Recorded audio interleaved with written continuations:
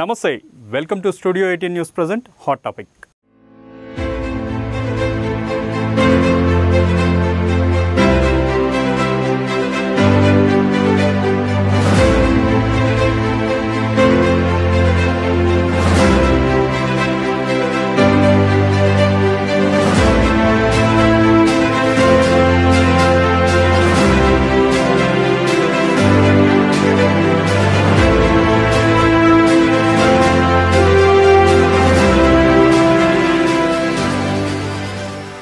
Corona ఈ పేరు వింటేనే మనలో ఒకంత వణుకు, మరోవైపు చెప్పలేని ఉక్రోషం ధర్మిలా వస్తుంది. ప్రపంచంలో ఓ మూలన పుట్టి యావత్ ప్రపంచాన్నే కుదిపేస్తున్న ఈ మహమ్మారి ఇంకా తన ప్రభావం చూపెడుతూనే ఉంది. ఒక్కరు కాదు, ఇద్దరు కాదు, ప్రతిరోజు వేలాది సంఖ్యలో అమాయకులు ఈ మహమ్మారి కాటుకు బలైపోతున్నారు. మరోవైపు భారతదేశంపై దీని ప్రభావం మొదటి దశలో ప్రపంచంలోని ఇతర దేశాలతో పోల్చితే అతి స్వల్పమే అయినప్పటికీ ప్రస్తుతం మాత్రం రెండో దశగా చెప్పుకుంటున్న ఈ దశలో భారతదేశ వ్యాప్తంగా అమాంతం పెరిగిపోతున్న కేసులతో భారతదేశం బిక్కుబిక్కుమంటూ దీనావస్థను వెల్లదీస్తూ సహాయం అందించే చేతుల కోసం, ఆపన్నహస్తం అందించే నాతుడి కోసం ఎదురుచూస్తోంది. దాంతో కొన్ని మిత్రదేశాలు తమకు తోచిన సహకారం అందించి దాతృత్వం చాటుకున్నాయి. అయినప్పటికీ దేశంలో ఓవైపు ఆక్సిజన్ కొరత, మరోవైపు అమాయక ప్రజల మరణాలు యావత్ ప్రపంచ దేశాలను కలిచివేస్తున్న ఈ సందర్భంలో కేంద్ర గణాంకాల ప్రకారం రోజురోజుకు మన దేశంలో కరోనా పాజిటివ్ కేసుల సంఖ్య తగ్గుతోందని తెలిసినా అసలు ఈ కరోనా మహమ్మారి మన దేశంలో క్షీణిస్తుందా లేదా అనే ప్రశ్న మాత్రం తలెత్తుతూనే ఉంది. అసలు భారత్లో కరోనా రూపం ఏమిటి, దాని ప్రభావం ఎలా ఉంది, దేశంలో కరోనా మహమ్మారి అంతం కానుందా అన్న అనేక ప్రశ్నలకు సమాధానమే నేటి మన హాట్ టాపిక్.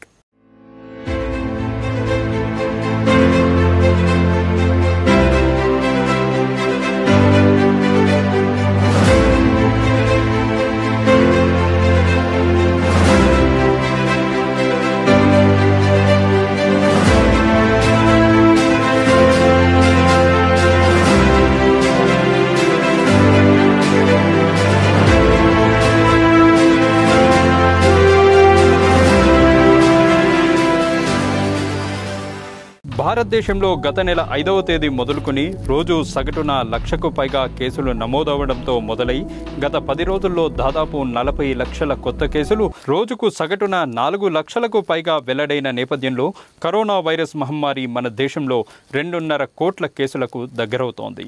గత గురువారం ఒకే రోజు 4,14,000 కేసులు నమోదయ్యే రికార్డు సృష్టించగా ఆ తర్వాత ఆ సంఖ్య క్రమేపీ తగ్గుముఖం పట్టడం మొదలైంది.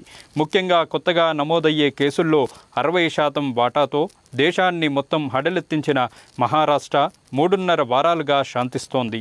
ఢిల్లీ సైతం ఆ బాటలోనే ఉంది. అయితే అదే సమయంలో కర్ణాటక, కేరళల్లో కేసుల సంఖ్య పెరిగాయి. అదృష్టవశాత్తు ఆ రెండు రాష్ట్రాల్లో అనుకున్నంత ఉగ్రరూపం దాల్చలేదు. ఉత్తరప్రదేశ్ పరిస్థితి కూడా అంతే.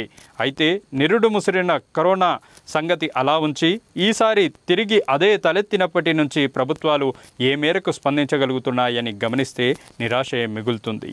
ఇక చాలా చోట్ల ఆక్సిజన్ కొరత రోగులను పీడిస్తూనే ఉంది. వెంటిలేటర్ల సదుపాయం సాధారణ పౌరులకు అంత సులభంగా లభించడం లేదు. ఆసుపత్రుల్లో చాలినంత మంది సిబ్బంది ఉండటం లేదు. అదే మనకు ఉన్నటువంటి తీవ్రమైనటువంటి సమస్య. ఉన్న సిబ్బందే తీవ్రంగా శ్రమించవలసి వస్తోంది. ఇది మరొక సమస్య.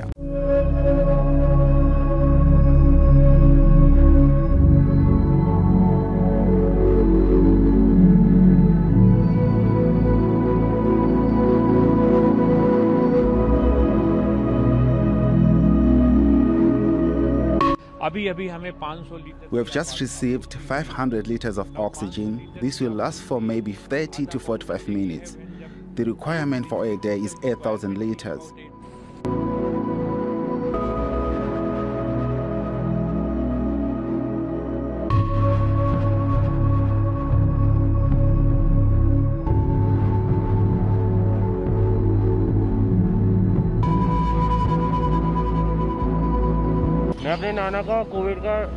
I came here to get my grandfather treated. He's suffering from COVID-19. They are not letting us in. We don't understand anything. The security guard is saying there is no doctor available here. If there is no doctor near the emergency ward, then where will we go? His oxygen level is dropping alarmingly.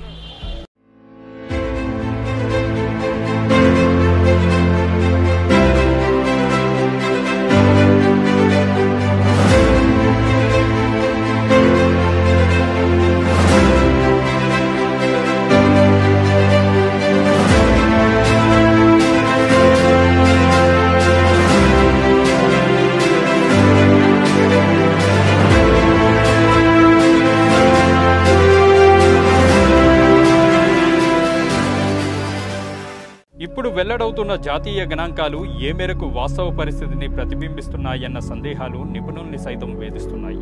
ఎందుకంటే ఉత్తరాది రాష్ట్రాల గ్రామీణ ప్రాంతాల్లో వైద్య సదుపాయాలు ఇప్పటికీ అంతంత మాత్రమే.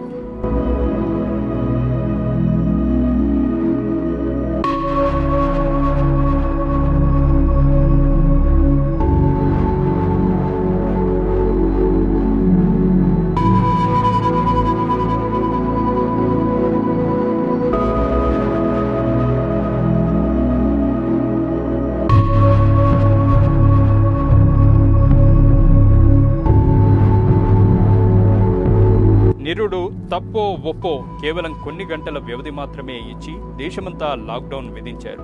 ఎవరిని ఎక్కడికి కదలనీయమంటూ చెక్పోస్టులు ఏర్పాటు చేశారు.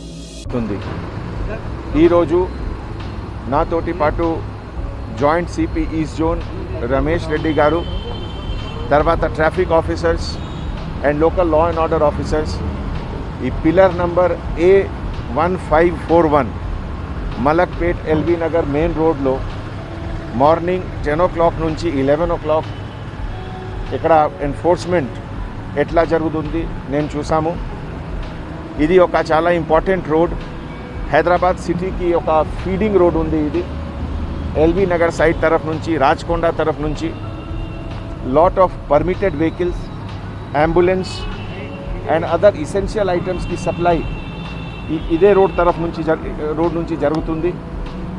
ఆల్మోస్ట్ 6 out of 8 vehicles की permitted pass ఉంది. ఇప్పటివరకు అబౌట్ 60 పైన వెహికల్స్కి సీజర్ కూడా జరిగింది. ఈ సీజర్ వెహికల్లో కొంతమంది పాసెస్కి మిస్యూజ్ చేస్తున్నారు, కొంతమంది ఒక ఫేక్ ఎక్స్క్యూజ్ మెడికల్కి రీజన్ చెప్తున్నారు, కొంతమంది పాత ప్రిస్క్రిప్షన్స్ కూడా జేబులో పెడుతున్నారు.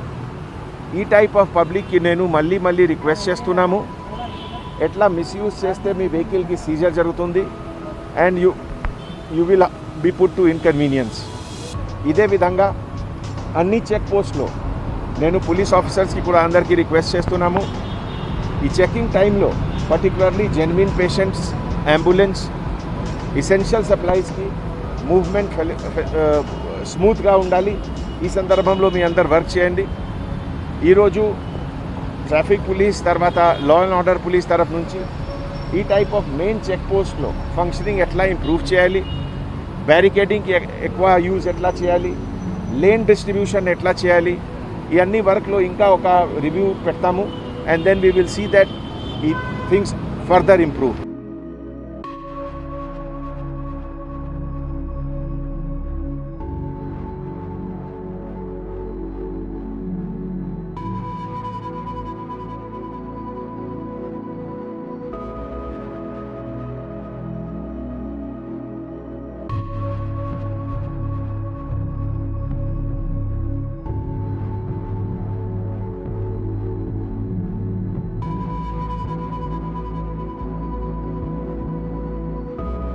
ఇలాగే ఉంటే ఆకలితో దిక్కులేని చావు చేస్తామన్న భయాందోళనలు ఏర్పడి జనం నడకదారిన స్వస్థలాలకు వెళ్లాలని నిర్ణయించుకునేసరికి 10-15 రోజులు పట్టింది. తగిన ప్రణాళికలు రూపొందించుకోవడానికి, వాటి అమలుకు అవసరమైన వాటిని తరలించడానికి చురుగ్గా కదిలే ప్రభుత్వాలకు ఆ వ్యవధి చాలు. కానీ లాక్డౌన్ పేరిట ఎవరూ ఇల్లు కదలకుండా కాపలా కాయడం తప్ప చేయాల్సింది మరేం లేదన్న అభిప్రాయంతో చాలా ప్రభుత్వాలు ఉండిపోయాయి. हम अपने दिल्ली के एक्सपर्ट से भी टच में हैं, केंद्रीय एक्सपर्ट से भी कल डीडीएमए की मीटिंग में उनसे भी बात हुई थी. इस बारे में भी कोई भी कुछ भी कहने की स्थिति में नहीं है कि ये इसकी पीक कहाँ तक जाएगी. हम तो इतना ही कर सकते हैं कि अपने आप को इसके लिए तैयार कर सकते हैं. उन तैयारियों में किसी तरह की कमी नहीं. पहले भी जो रेस्ट्रिक्शंस लगाए गए थे, अब केसेस लगातार बढ़ रहे हैं, फिर से कुछ रेस्ट्रिक्शंस कहीं लगाए जाएंगे. लॉकडाउन की संभावना है? लॉकडाउन नहीं है, लेकिन कुछ रेस्ट्रिक्शंस की जरूरत है, वो रेस्ट्रिक्शंस लगाए जाएंगे. విద్యా సంస్థలు మూసేసింది మేము బాధతోనే మూసాం. ఎందుకంటే మంత్రి గారు ప్రకటన చేసే ముందు కూడా నేనే ఆ స్టేట్మెంట్ రాసేటప్పుడు ఉన్నాను అధ్యక్ష. తాత్కాలికంగానే మూస్తున్నామని చెప్పింది తప్ప పర్మనెంట్గా మూయం. రెండవ విషయం కూడా రాష్ట్ర ప్రజానీకానికి నేను స్పష్టంగా చెప్పదలుచుకున్నాను. తొందరపడి ఏదో ఆగమాగం అయిపోయి లాక్డౌన్ అనేది పెట్టాం అధ్యక్ష. No more lockdown. లాక్డౌన్ ఉండదు, పరిశ్రమల మూసివేత కూడా ఉండదు. అంత గాబరా పడాల్సిన అవసరం లేదు. ఇక్కడ ఇప్పటికే చాలా దెబ్బతిన్నాం. ఒకవైపు కరోనాను నియంత్రించడానికి అరికట్టడానికి తీసుకోవాల్సిన అన్ని చర్యలు తీసుకుంటూనే ఎట్టి పరిస్థితుల్లో రాష్ట్రంలో లాక్డౌన్ విధించబడదు. ఎవ్వరు కూడా దయచేసి బెంబేలెత్తేటువంటి అవసరం లేదు. చాలా స్పష్టంగా ఈ విషయాన్ని మనం చేస్తా ఉన్నది. ఆ తర్వాత ఈయన తీసుకున్న చర్యలు పెద్దగా ఏమీ లేవు. మొదటి దశలో కరోనాలో చాలామంది నిపుణులు ఊహించినంత తీవ్రంగా లేనందుకే కేంద్రం దాన్ని స్వీయ ఘనతగా భావించుకుంది. ఆ పని చేస్తే చాలు అన్నట్టుగా భావించింది. కనీసం దానికి సమాంతరంగా ప్రజారోగ్య రంగ ప్రక్షాళనకు ఏం చేయాలన్న దానిపై దృష్టి పెట్టాల్సింది. ఒక పెద్ద విపత్తు విరుచుకుపడినప్పుడు మన దగ్గరున్న ఆరోగ్య వ్యవస్థ ఎందుకు పనికిరాదన్న నిజాన్ని సకాలంలో గ్రహించగలిగితే దేశానికి ఎంతో మేలు జరిగేది. గోవా ఉదంతం మన దుస్థితిని కళ్లకు కట్టింది. అక్కడ గత వారం కేవలం 3 రోజుల వ్యవధిలో ఆక్సిజన్ కొరత కారణంగా 75 మంది రోగులు మరణించారని మీడియా కథనాలు వెల్లడించాయి. ఇందులో అన్ని ఆక్సిజన్ కొరతతో ముడిపడి ఉన్నవి కాదని ప్రభుత్వం అంటోంది. మరోవైపు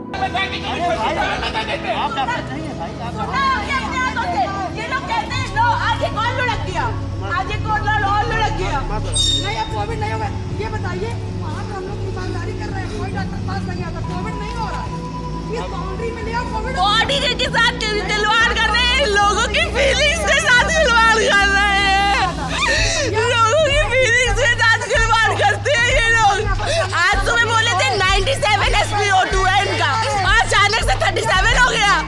आप बताइए मैम, इतना अच्छा खासा बंदा था, हेल्दी था, तब भी लोगों ने इसको इतना वो करके कुछ खाना नहीं देते। पड़ा है इंसान, पड़ा है, वो जब जा रहा है हमने दिया उसको तो बोलते कि अभी पहुंच जाएगा, आप जाइए अपना काम करिए जा करके। कौन सा तरीका है मैम, ये कौन सा तरीका है पेशेंट्स को डील करने का?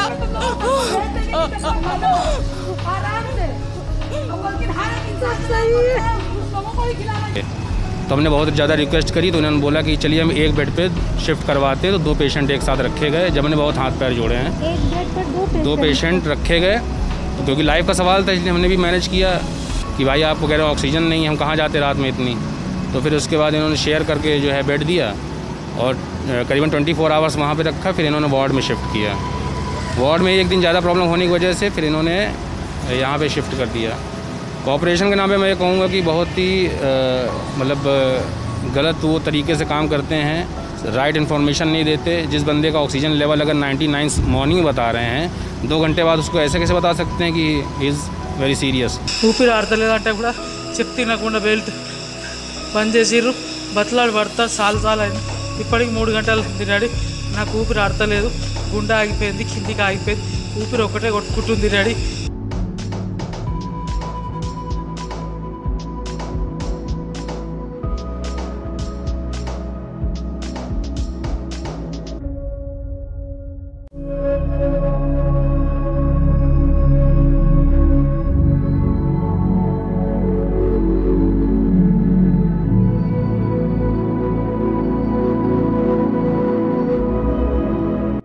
साथियों, पिछले 2 दिनों से देश के अनेक भागों में लॉकडाउन कर दिया गया है। राज्य सरकार के इन प्रयासों को बहुत गंभीरता से लेना चाहिए। हेल्थ सेक्टर के एक्सपर्ट्स और अन्य देशों के अनुभवों को ध्यान में रखते हुए देश आज एक महत्वपूर्ण निर्णय करने जा रहा है। आज रात 12 बजे से पूरे देश में, ध्यान से सुनिए, पूरे देश में आज रात 12 बजे से संपूर्ण देश में संपूर्ण लॉकडाउन होने जा रहा है।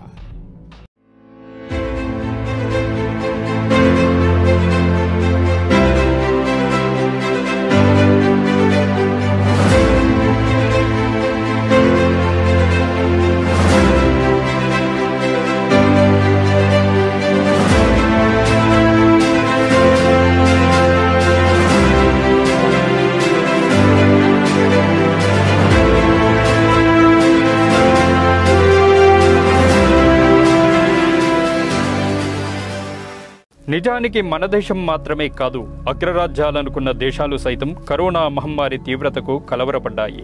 ఎందుకంటే ఏ దేశంలోని వైద్య సిబ్బందికైనా ఈ పరిస్థితి పూర్తిగా భిన్నమైనది.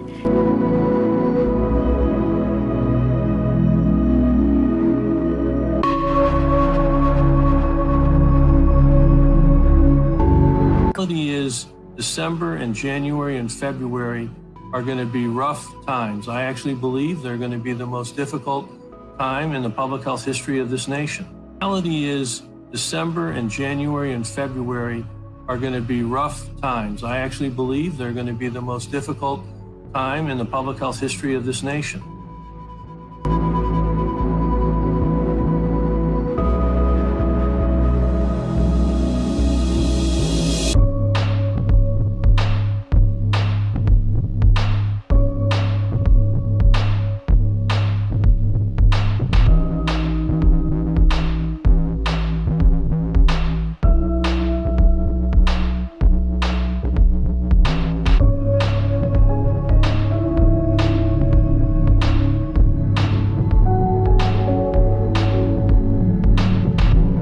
We've been saying, and the CDC has been saying all along, that it is very likely that we're undercounting. You know, the model says that it's a significant amount, as you mentioned correctly, 900,000. That's a bit more than I would have thought the undercounting was. But, you know, sometimes the models are right on line, sometimes they're a bit off. But I think there's no doubt, Chuck, that we are and have been undercounting. What that tells us is something that we've known. You know, we're living through a historic pandemic, the likes of which we haven't seen in over 100 years. ఎన్నడో 100 ఏళ్ల క్రితం వచ్చిన మహమ్మారులు సృష్టించిన విలయం తాలూకు జ్ఞాపకాలు మానవాళి మస్తిష్కం నుంచి చెదరడం మొదలయ్యింది. మధ్యలో అడపా వచ్చినవి ప్రపంచంలో కొన్ని ప్రాంతాలకు పరిమితమయ్యాయి తప్ప మహమ్మారుల రూపం తీసుకోలేదు.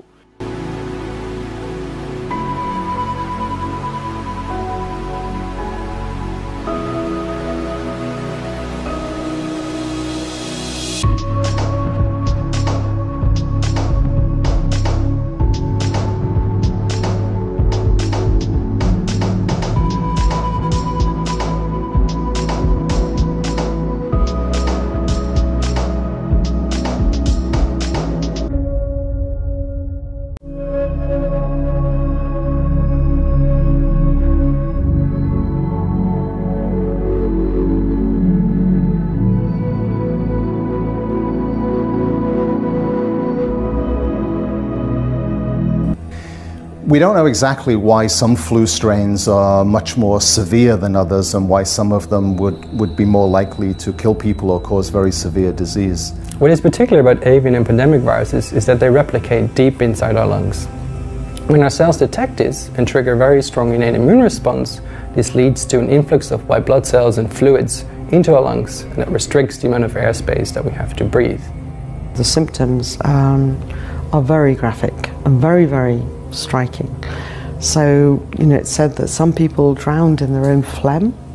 So if it was hitting or affecting the lungs, people were spurting blood from their ears and their noses.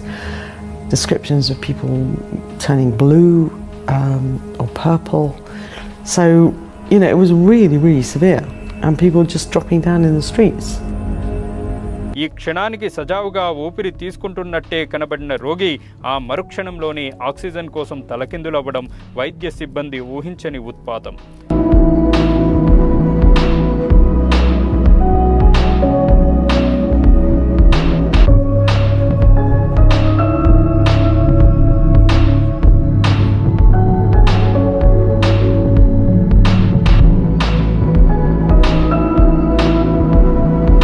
తెల్ల కోట్లతో ప్రశాంత చిత్తంతో కనబడే వైద్య సిబ్బంది పీపీఈ కిట్లలో ఉండటం, వార్డులో ఏదో ఒక మూల రొప్పుతూ రోగులు కనబడటం, ఇంతలోనే ఆప్తుల్ని పోగొట్టుకున్న వారు అక్కడ చేసే రోదనలు ఇతర రోగుల్లో భయాందోళనను కలిగిస్తూ వారిని సైతం ప్రమాదంలో పడివేయడం నిత్యకృత్యమైంది.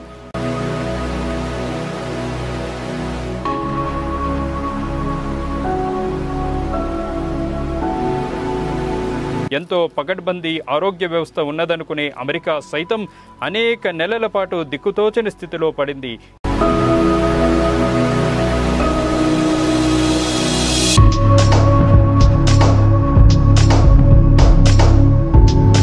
to get a lot worse before it gets better.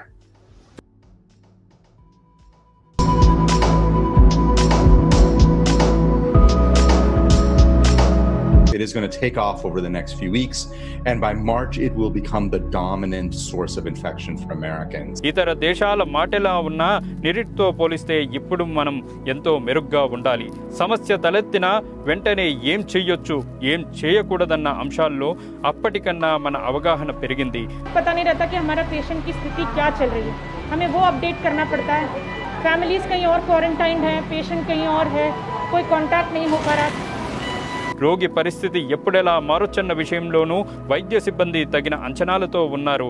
కానీ లేనిదల్లా పాలకులే.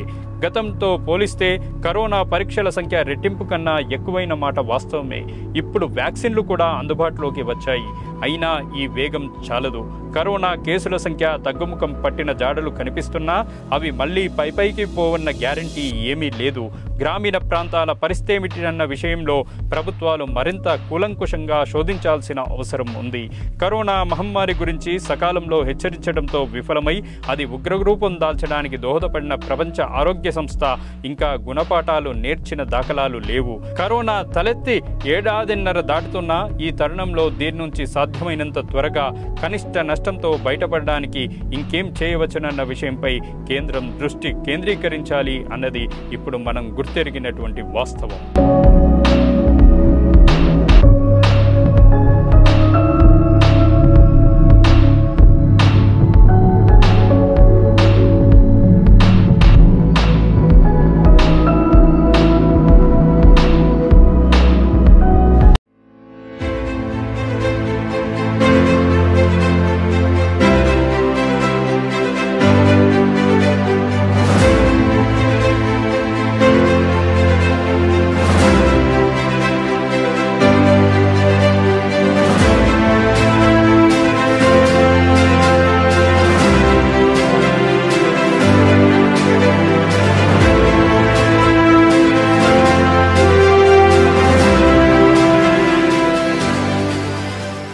ఏది ఏమైనా ప్రపంచానికే వ్యాక్సిన్ రూపంలో కరోనా మహమ్మారిపై తన వంతు క్రియాశీలక పాత్రను పోషించిన భారత్ నేడు ఎదుర్కొంటున్న ఈ సమస్యకు కేవలం ప్రభుత్వాలు మాత్రమే కాదు, మనం సైతం అంటే బాధ్యతగా మసులుకోవాల్సిన అవసరం ఎంతైనా ఉంది.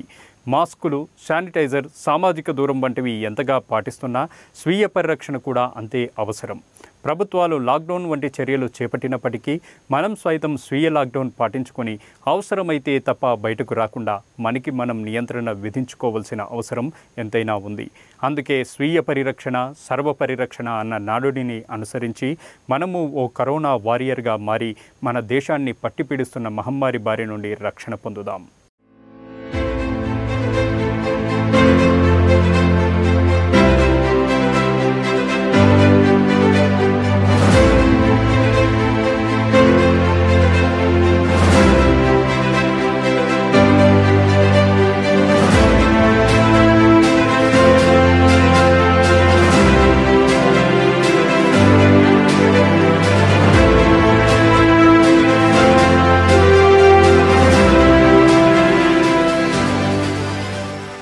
రైట్, ఇది నేటి హాట్ టాపిక్. మరో అంశంతో మళ్ళీ కలుద్దాం. Stay tune to studio 18 news. నమస్తే.